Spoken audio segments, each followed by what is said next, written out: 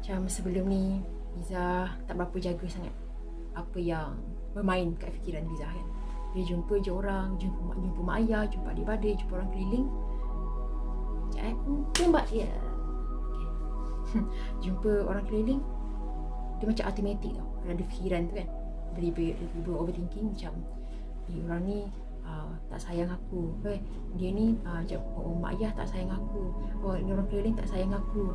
Dia kan macam tiba-tiba, faham tak? Sebab kecil-kecil ada trauma semua kan. So dia respon cara macam tu. Tapi tak betul pun.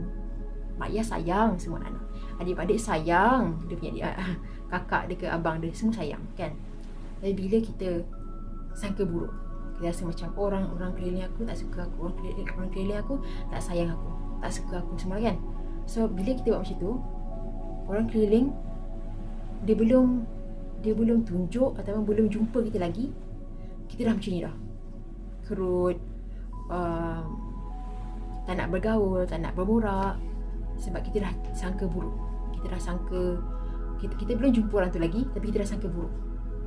Tapi bila ubah cara berfikir, sebelum jumpa orang tu, kita dah tahu dah, okay, orang tu baik, orang tu tenang, orang tu dia suka aku, orang tu dia sayang aku, orang tu peramah, senang borak dengan dia. Kita sangka baik pasal orang depan kita, pasal orang keliling.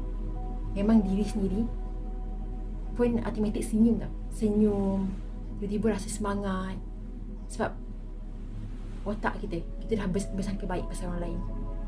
So orang depan kita pun, dia tengok kita macam, aku tak pernah jumpa orang ni, tapi aku suka, ataupun aku selesa sebab tengok muka dia senyum, dia punya tenaga macam senang approach, senang untuk borak, senang untuk bergaul. Kenapa semua fikiran. Tapi bukan bermaksudnya bila kita bersangka baik pasal orang, terus orang tu berubah jadi macam tu, tak. Berubah jadi baik, tak. Dia tengok jugalah, tengok siapa kan. Tapi macam tu lah, atas pengalaman saya sendiri, bila bersangka baik, macam belum jumpa orang tu lagi, tapi sebelum nak jumpa orang tu, bersangka baik, orang tu dia baik, orang tu macam ni.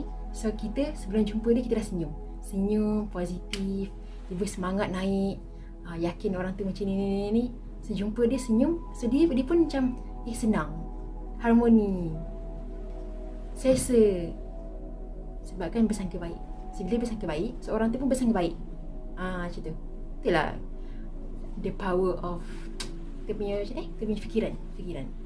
Ubah je fikiran, ubah kehidupan.